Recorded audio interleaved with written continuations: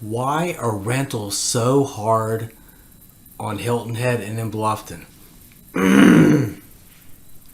Let's get right into it. First of all, there's a lack of inventory because back in 2000, a lot of apartment complexes sold off their units to individual investors. This meant fewer units available on the market to rent.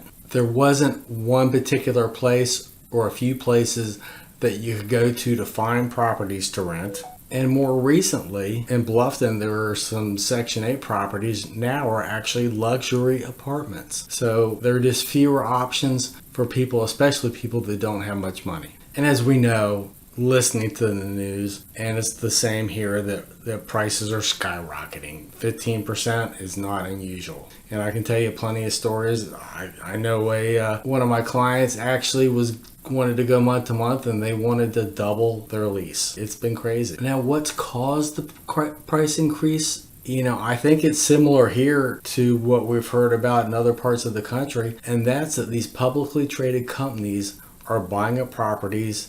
Instead of flipping them, they're turning them into rentals, and then they're single-handedly jacking up rental prices in their particular markets. I know we have one company here that's doing that, and I know they're doing the same thing in Atlanta. If you missed the episode that 60 Minutes had on publicly traded companies out of the United States and Canada buying up property, you should check it out. It's worth seeing. And if you have trouble finding it, let me know. I'm more than happy to send you a link. And I think it's about the same here. And this has been going on the last roughly 10 years. Also, owners are opting to go short-term rentals over long-term rentals in hopes of making more money. Now, one thing I've seen also that towns are actually starting to charge more like an accommodation tax on short-term rentals. If you don't know, that's like the hotel tax. They're also being stricter on requirements for licenses for people that are renting properties. I'm Carl Kratz, a local broker and realtor in the South Carolina Lowcountry, and I'm here to answer all your real estate questions. And if you're getting something out of this video,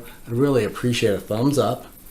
And consider subscribing if you want to see more of my content. Now, building costs have been going up. No surprise there. What I would say is that's going to make it less likely that we're going to be to build more apartments and make those options more affordable. So it doesn't seem likely that building more options is going to mean the price tag for rental is going to go down. And like I've talked about in other videos, so we're just running out of room to build things here. So there are fewer places to build for rentals. Demand is still strong. People are moving here every day, and I really don't expect that to change. I had a client that purchased a house a while ago because he couldn't find a place to rent. I'm not saying that's a good reason, but he did it, and it actually worked out in the end. But hey, you got to do what you got to do. I also had another client that bought, and I think their driving force was because they didn't like where they were renting so much, and that was one of the properties that was Section 8 that was turned into a luxury complex. So home prices aren't going to go down anytime soon. And if you didn't see my prediction for home prices in 2022 updated, you ought to check it out. I think it will truly surprise some people. So with home prices not coming down, fewer people are going to be to buy, which means fewer homes to rent. So more people are having trouble buying. So that means less inventory, more competition for those rentals. I haven't seen it quite so much here, but bidding wars for rentals, I've heard about it other places. It's a little crazy. In the news right now is an apartment complex called Chimney Cove. I don't know, I'm trying to remember, there are about 80 families, maybe 100. They're paying about $1,500 a month, and they're all getting evicted. So there are people up in arms trying to find places for these people to live, and a developer wants to come in and put condos in there, with the highest and the best use, and they want to make more money. So the residents are being evicted to accommodate the growth. There was an article in the Bluffton paper talking about how Bluffton was turning into an elitist town because of rentals and purchase prices. And if you're interested in more information from this article, I'm more than happy to send it to you. Just let me know. Either way, I do not anticipate the situation getting any better anytime soon. Officials have been talking about affordable housing for years, and I just don't see the will there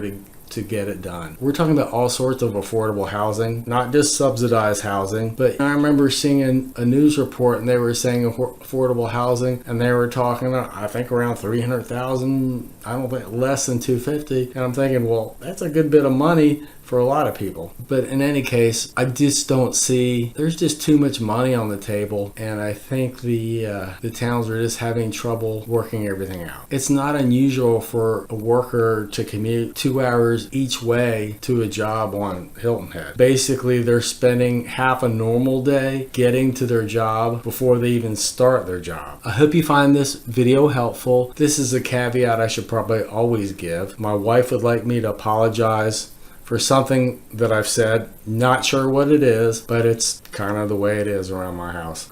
Call me if there's anything I can do and you think I can help. And you might also want to check out this last playlist that I'll tag on the end, and that's going to talk about Bluffton, Beaufort, and Hilton Head. Thank you very much. Hope to talk to you soon. Thanks.